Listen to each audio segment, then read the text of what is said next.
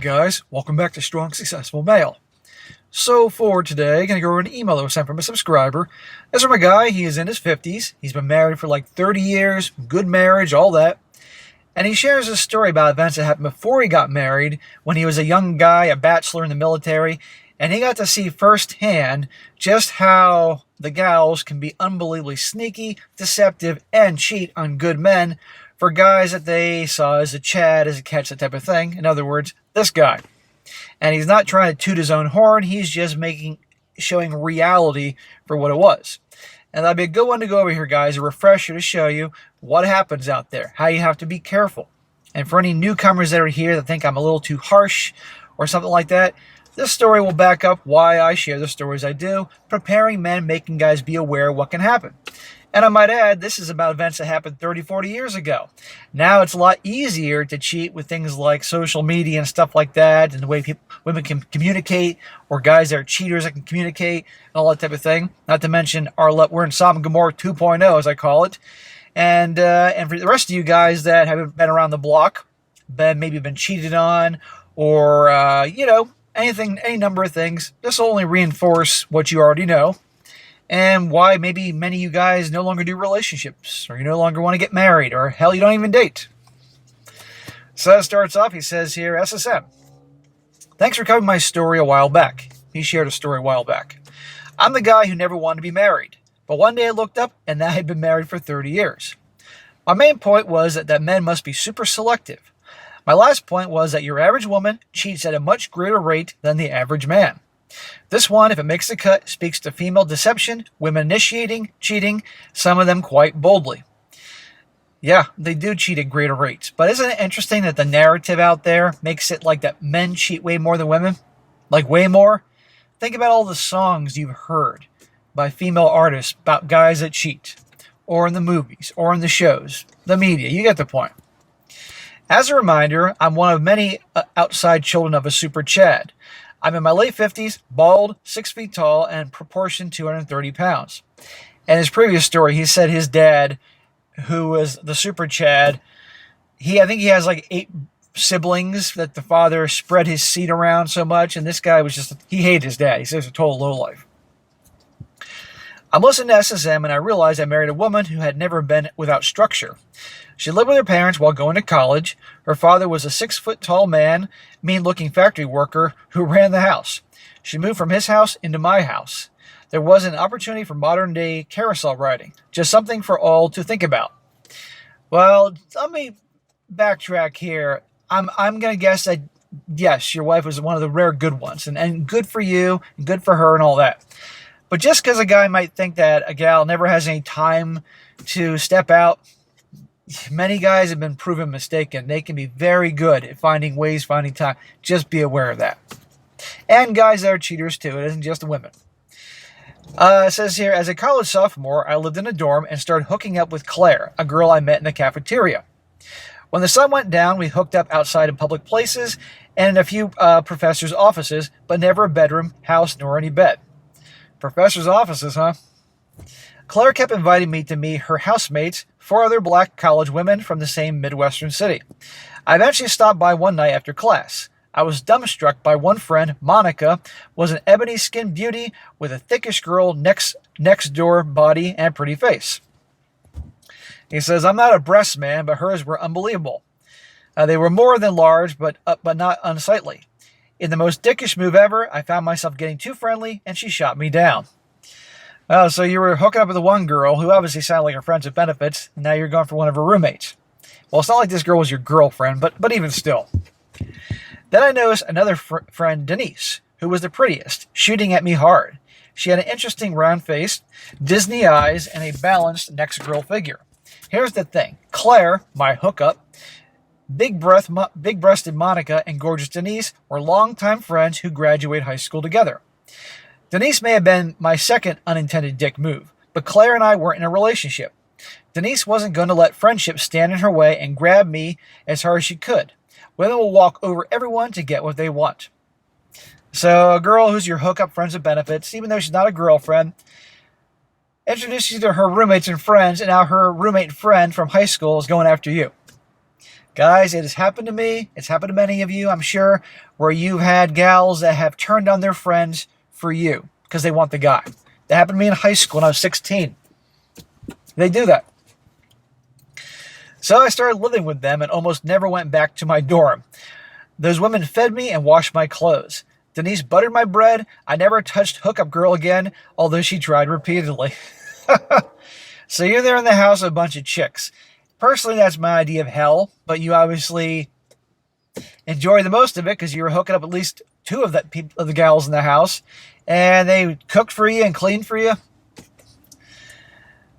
My role in the house was to be the male presence, keeping guys away and providing some security. I also accompanied big-breasted Monica and Denise on evening outings around campus. Denise was so stunning, guys lost their shit seeing her for the first time. But when Monica was around, Denise got secondhand attention. Oh, I'm sure that drove her crazy. When Monica walked into any room, all guys looked onto her profile, chest first. I was about to say, they weren't looking at her face, they were looking at her giant-ass tits. And I did have to intervene with guys wanting to touch her just to see if they were real. I eventually grew sorry for her. Monica was stuck on a guy I knew I didn't give a shit about anymore. She got it into her head that they'd have children and live in a house with a white picket fence. The girls made comments about him and her screwing. I'm no prude, but what he did to her was so disrespectful. It wasn't the first time a guy disrespected or defiled a woman when she loved him for it. Yet the only thing he was doing was pleasuring himself. He was her villain, so I guess she loved him. So she never entertained a single admirer, no matter how nice a person he was. Denise and I continued on until she called me someone else's name on my boot camp call. But the last time I heard from her was years later after her mother passed away.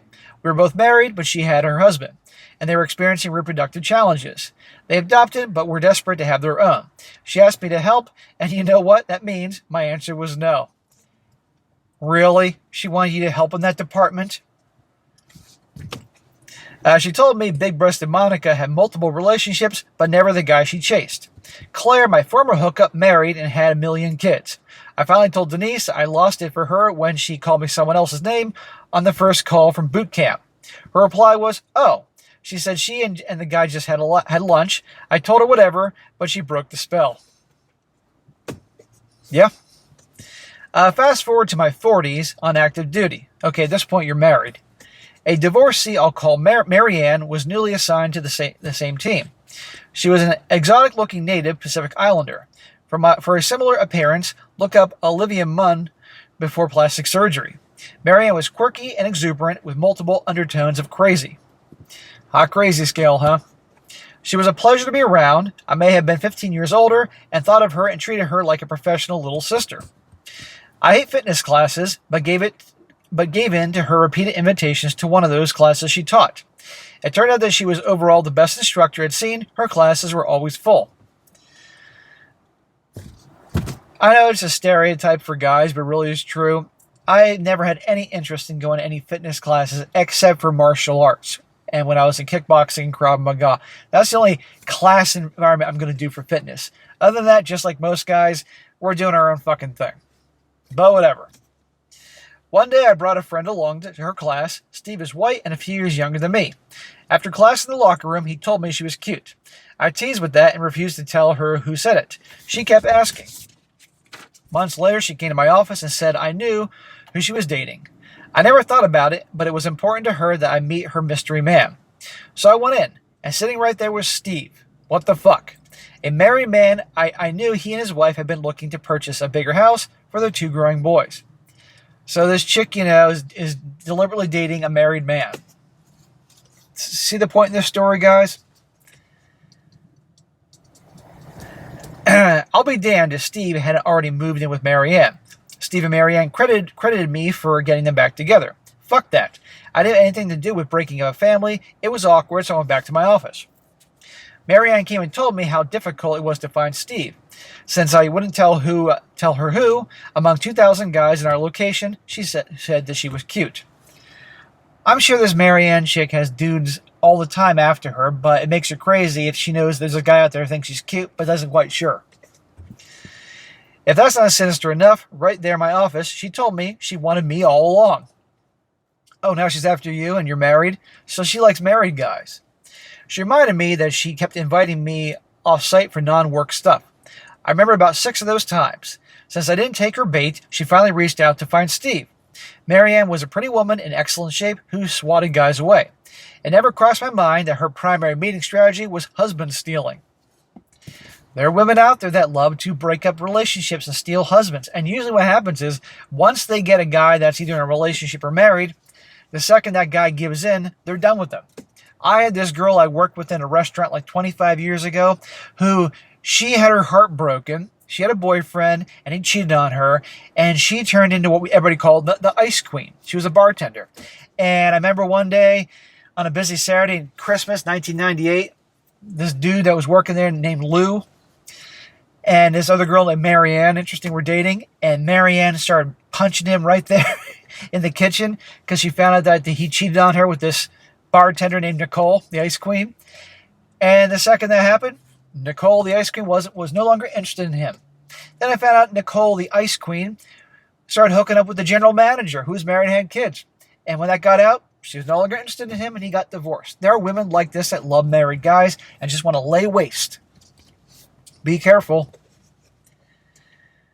Anyhow, another day she came to my office and ugly cried. She says Steve cheated on her with his wife. I'm thinking, get the fuck out of here. Get this. Her dad cheated on her mom with his wife and left her mom permanently. While I sympathized with the emotional wreck in front of me, I wanted her and all that kind of shit far away from me. Shit like that is some sort of contagious.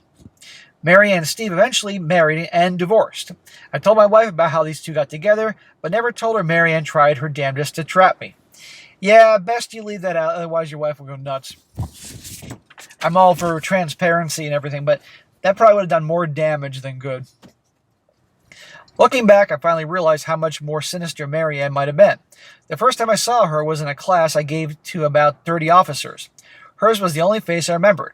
A few months later, she got assigned to an open billet in my office. After she got assigned, she kept coming to my classes. Then she purchased a place 5 minutes away from the job. No other person lived that close.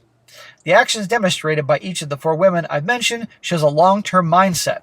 They invested a lot of emotion and effort into getting, keeping, and staying attached to the men they chased, not the men who chased them. So don't chase or be tricked into chasing. That is one of the classic lessons that most guys don't understand. Now, there's chasing in terms of you see a babe, you're attracted to her, you ask her out. She turns you down, and that's the end of it. As opposed to real chasing, and I think you guys understand the difference here. Asking a gal out, that's no big deal that you like. But constantly being in her orbit and bombarding her texts and messages and kissing her ass and being in her beck and call, that type of thing, and wooing her and kissing her ass, that's chasing. Don't fucking do that. Those guys don't get shit. Beware of never married women closing in on 30. A good number of them are looking to trap a man to turn him into her own special fool. I tell you guys all the time. When a lot of times these pretty gals in their teens and 20s that have been riding the carousel and have their choice with guys, as they're getting close to 30 and never been married and never really had a serious relationship, they're not looking to settle. And the same guys they wouldn't give the time of day when they were younger, they're now after those guys because they can provide and control. So be very careful, gentlemen, of those types. If you were a guy who in your teens and 20s, and I say this all the time, and the girls weren't giving you the time of day, and nothing's changed about you at all, and you're now 30 or close to that, or in your 30s, except now you have some resources, and now girls are after you, be careful. It's not because they suddenly wizened up, grown up, or more mature. No, you're an easy target. Be very, very careful. What else? In my original submission, I said how dangerous feminine attention can be. In my early 20s, a husband threw a brick through my bedroom window, causing the shattered glass to rain on me while I was in bed. Holy shit. I never touched his wife nor said anything to her.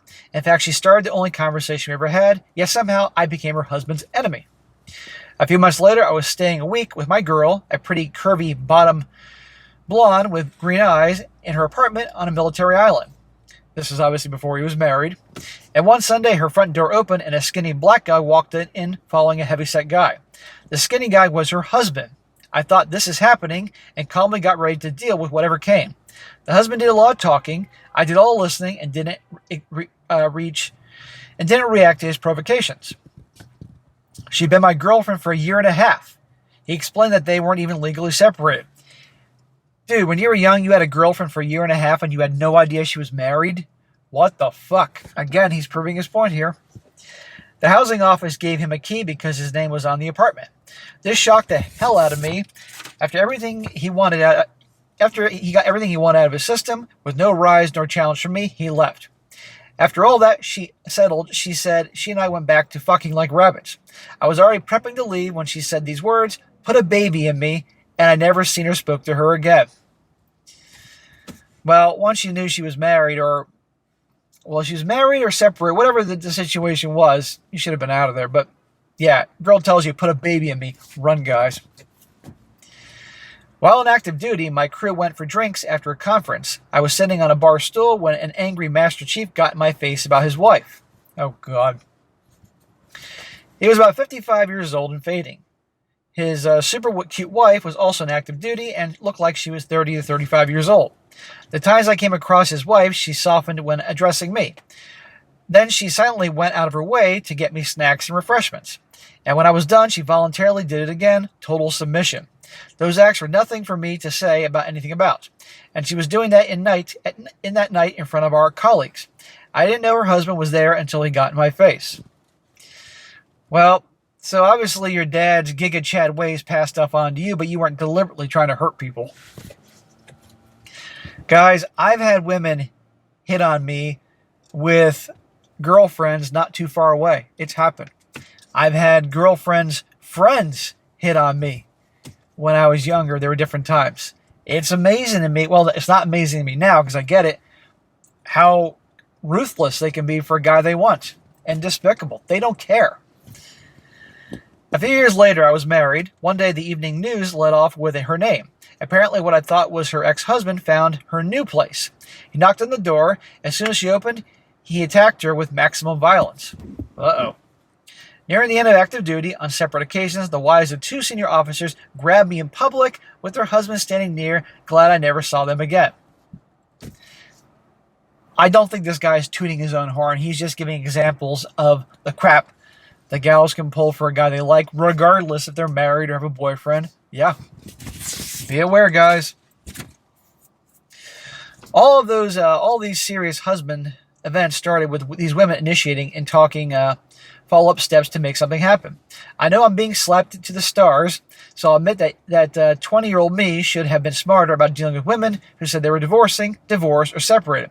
I have something I didn't have then, wisdom. Yeah. You live and you learn. But you were also young and dumb and full of cum, as they say. He says, I love women. The good ones are sweet, honest, and respectful. Jezebels are sweet too. That's why the universe gives us red flags. I don't begrudge women for their nature, just like I don't begrudge men for theirs. We're all human, but we don't have to be fools. Two things I really hate are women turning women into Jezebels. A woman I know told her goddaughter to move out of her father's house because living with him while going to college would mess up her hoe years. Oh my God. Well, there are a lot of gals out there that try to turn the younger ones to be just like them. Misery loves company. And I hate that so many women consume the lies of men with paternity fraud, like the judge who was married 51 years before finding out neither of his two sons were his. Some would say it's the judge's fault. But women manipulating men into paternity responsibility is a tale as old as time that will never end. Exactly, guys. That's paternity tests, DNA tests. All that said, virtuous women are everywhere because many women would rather die than cheat. I wouldn't go so far to say that virtuous ones are so plentiful. They are out there, but sadly it's rare. My super Chad dad was married and worked a demanding blue-collar job. To date, I see evidence of at least 8 outside children. The super asshole had obviously had a hobby. How were all those women easy for him? All he had to do was walk in the room. Women laid eyes on him and made their decision. This might be controversial, but given it to a Chad, regardless of circumstances, seems like a giant part of female nature. Not all men who could be a Chad live a Chad life. My dad was just a super asshole. Obviously, there was something about your dad. Your dad was obviously, I think you said he was a big guy. He was probably good looking. He obviously had that alpha male presence, didn't take any shit. And they probably saw him as someone that wasn't going to get hooked on them, that they could have fun with, that type of thing. He says, gentlemen, he's finishing this up. Gentlemen, become a better man and be able to choose a better woman. Pay attention to her needs in the bedroom. Never stop having fun together and never stop working on yourself. Keep up the good work, SSM. The end. And there you go. Perfect example, guys, what I've been talking about for years. Doesn't mean they're all going to be like this, but let me tell you, they're capable. And again, I'm sure there are guys out there who had experience like me of having girls that were into you and they were friends with your girlfriend. They didn't care. Or you maybe had a girlfriend and her best friend's after you. Or I just said that. You know what I mean. That type of thing. Or wives, or that type of thing. You have to be careful. And I like how he ends this saying, become a better man. Pay attention to her needs in the bedroom. Never stop having fun together. Yeah. The sad thing is that women get bored very easily. And so you could have 20 great years with your girlfriend, your wife, but if you stop taking her out, having fun with her, obviously hooking up in the bedroom, being the leader, all those things, female nature, let me tell you, even after 20 great years, she might start looking elsewhere and thinking, he doesn't love me anymore. He doesn't care. And it doesn't matter if you're working your ass off, doing overtime, trying to help provide and take care of the family. That's their perception, their interpretation. Good ones will understand you're trying to take care of the family and not take it personally. But still, at the end of the day, emotions always rule the day. So be aware of that. And of course, always work on yourself. Keep aiming for the stars, because a guy could literally have tens of millions of dollars in the bank and say, you know what? I'm 40 years old now because he's had a lot of success. I already had success, and I'm exaggerating here, but you get the point. I don't want to do anything anymore. I want to play golf the rest of my life, or hit the gym the rest of my life, go to the beach the rest of my life. A lot of women would get bored with that guy and say, he's lazy, he's sitting around all day. Even though he has $10 million in the bank, they don't care. So yeah, always keep aiming to improve yourself, do something well in life. Again, not just to make women attracted to you, but also for you, and make things happen. But anyhow, there you go, guys. Lots of examples there. Be careful. And for those of you that know this, and this is the reason why you're no longer doing relationships, well, this backs up why you live the life you do. Anyway, sir, thanks for sending in your story. This will help somebody out, I guarantee it. And probably also piss off a lot of women that might see this video. All right, guys, that's it for today. Be sure to comment down below. Let me know what you think about this. And, guys, you got a good story like to share, definitely email it to me, strongsuccessfulmale@gmail.com. Keep them coming. Also, any questions you might have for my Ask SSM series, send that in, too. And if it works for the channel, I'll definitely cover it. And be sure to like the video, share with your friends, and subscribe. I'll catch you next time.